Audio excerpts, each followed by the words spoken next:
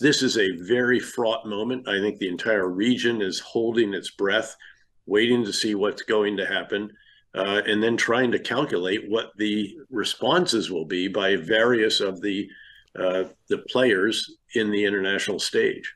David, how similar were the calculations that had to be made after 9/11?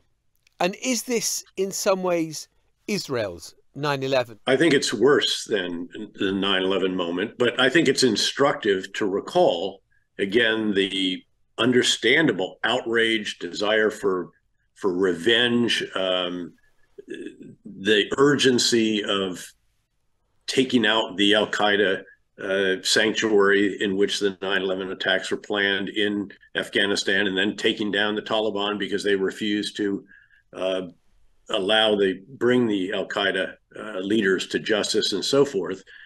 But we conducted some actions that, when you look back later, are instructive. For example, in particular, what do you do after you've taken down a regime?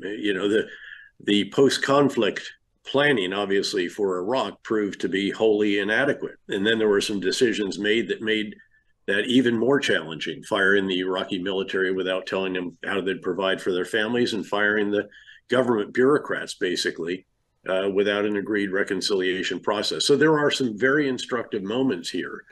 But I think this is far worse. We lost nearly 3,000 innocent civilians in the horrific attacks on 9/11. The Israelis lost the equivalent of well over 4,000, well over that, and they're still doing the accounting. As you know, right now they're at 1,300 innocent Israeli civilians, and of course done in a way that's truly unspeakable and barbaric.